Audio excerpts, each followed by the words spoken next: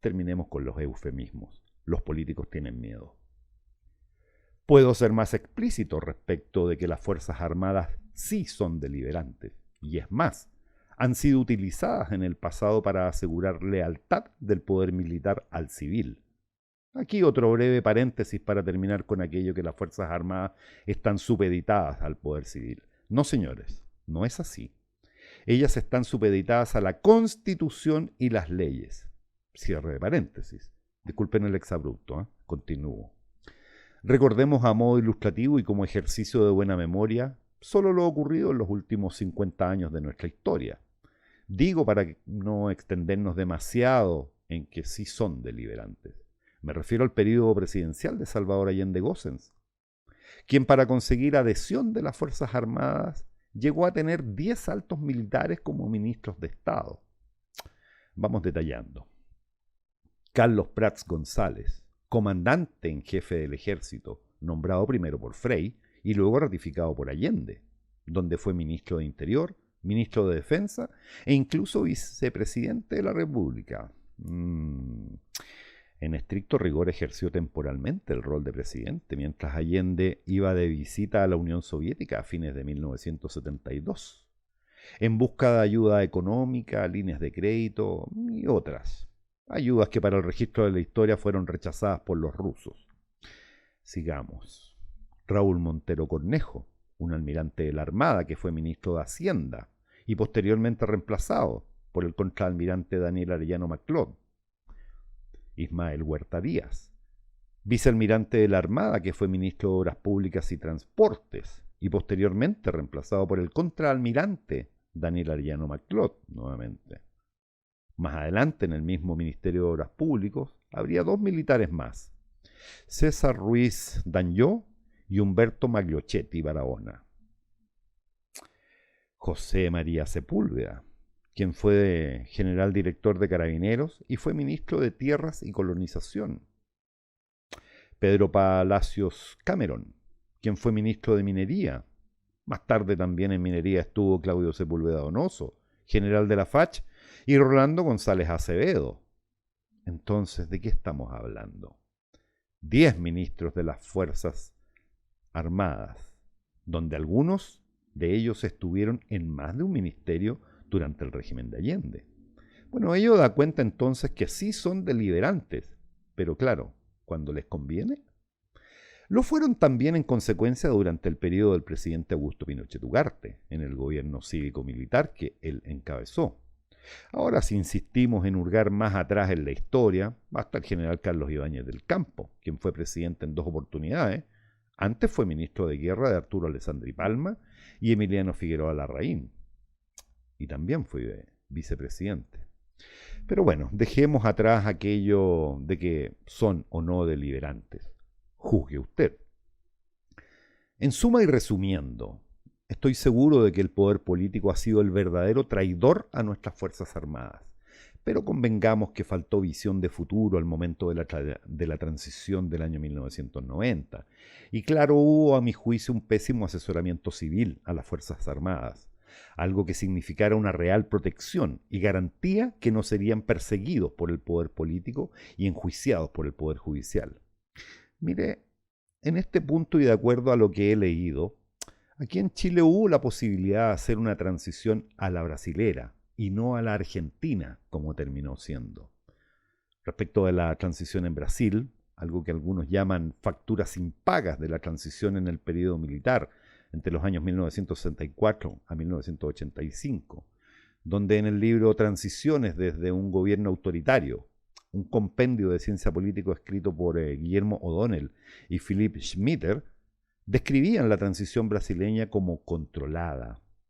Ello ocurrió porque la transición allá en Brasil definió el marco objetivo frente a la oposición y con ello controlaron el proceso de transición, a diferencia de lo que ocurrió, por ejemplo, en Argentina, donde los militares se retiraron del poder en medio del descrédito general por su gestión en la economía y el fracaso de la guerra en las Malvinas, lo que terminó con muchos de ellos perseguidos, juzgados y finalmente encarcelados. Lo concreto es que en la transición brasileña se diseñó e implementó un modelo que impidió la persecución hacia militares y se logró por otra parte concesiones relevantes para mantener a raya los excesos en que suele caer el poder político cada cierto tiempo. Esto fue que las élites militares permanecieran en puestos importantes del Estado, hecho clave para evitar que se radicalizaran posiciones civiles en el futuro y luego de la transición, dándoles voz en la toma de decisiones. Estamos, además, hablando, ¿cierto?, que este acierto permitió a los militares que conservaran el sector de defensa y política militar, relativo a ascensos y modernización de las Fuerzas Armadas, control que hasta hoy poseen.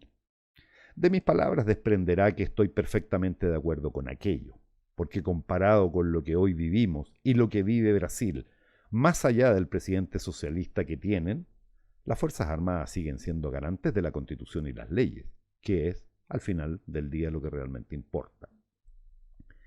Entonces, haber tomado la decisión de haber hecho la transición a la argentina y no a la brasileña es, a mi juicio, un costo muy alto al que se ha forzado a pagar por parte de nuestras Fuerzas Armadas, las que cumpliendo un mandato civil, donde dos poderes del Estado, el legislativo y el judicial, declararon a Salvador Allende estar actuando fuera de la Constitución y las leyes. Digo, para que pongamos las cosas en orden y terminemos con el mito izquierdista. No fueron las Fuerzas Armadas las que dieron un golpe de Estado en Chile el 11 de septiembre de 1973. Fueron los políticos los que forzaron la intervención y demandaron que ellas actuaran, sumado, por cierto, al clamor popular expresado masivamente en gente que de todos los sectores se volcaron a la calle. Pero bueno, cerremos el paréntesis para volver a la parte política, donde está la clase traicionera, que de forma temporal y calculada primero apoyó la intervención para luego dar la espalda.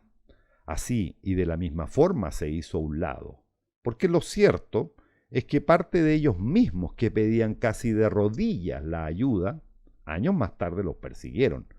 El primero y más emblemático de ellos, don Patricio Elwin Azócar, quien en 1970 giró desde redactar y negociar el Estatuto de Garantías que permitió el Pacto de la Democracia Cristiana para apoyar a Salvador Allende, pasando por aquel posterior discurso en el Senado en su calidad de senador y presidente de la Democracia Cristiana, en una sesión especial realizada el 11 de julio de 1973, donde afirmó que Chile estaba al borde de un quiebre de su sistema democrático y que lo más grave era que los chilenos habían perdido la confianza en la democracia. Más tarde, inmediatamente de producido el pronunciamiento militar, lo apoyó en una declaración que sacó la directiva de la ADC, cuestión que hizo hasta 1976, cuando vieron con buenos ojos y autorizaron que militantes de C pudieran ocupar cargos en el gobierno del presidente Pinochet, para terminar no solo dándoles la espalda, sino que apoyando la persecución, enjuiciamiento y posterior encarcelamiento de los mismos a los que pidieron intervinieran para poner fin a los abusos de la dictadura comunista de Salvador Allende. Con todo lo que hasta aquí les he relatado, ¿ustedes siguen creyendo que son los exuniformados los que han traicionado a sus camaradas de armas? Juzgue usted. 33 años han pasado desde que supuestamente retomamos el camino de la democracia. Y digo supuestamente, porque al principio puede que haya habido aquella intención, pero conforme han pasado los años, la democracia se ha ido desdibujando. Hoy luce pálida y enferma, agónica, confinada por grupúsculos, conducida a un paroxismo intencional de aquellos que, entregados a agendas foráneas, buscan aniquilar nuestra historia, cultura, tradiciones y valores. Todo aquello mezclado con mezquinos intereses personales y particulares relativos a cuotas de influencia y poder, que empuja e impulsa a la clase política. Ellos han capturado a la democracia para destruirla a vista y paciencia de nosotros, la sociedad civil. Nosotros que constituimos el soberano, el pueblo en el cual reside la voluntad soberana. Una democracia mal ejercida conduce inevitablemente al colapso de ella. Son décadas ya las que como sociedad hemos mal ejercido nuestra voluntad. Por décadas hemos padecido de una peligrosa anomia. Nos alejamos del debate, de las urnas, del ejercicio responsable de nuestros deberes cívicos. Seguramente ahora comprendemos el daño que hizo el presidente Eduardo Frei Ruiz-Tagle al terminar con aquella asignatura concebida como tal en 1912 como asignatura independiente, subsumida en 1967 como asignatura de ciencias sociales, reincorporada en 1980 como educación cívica y economía, y reinstalada en 1984 como educación cívica a secas, para finalmente desaparecer convenientemente y definirla como objetivo transversal curricular, donde la concretan en la forma de formación ciudadana a partir de 1999. Reflexionen ustedes sobre esto. ¿Han visto algo de eso en las mallas educativas de vuestros hijos? Juzgue usted. Cuidemos a nuestras Fuerzas Armadas.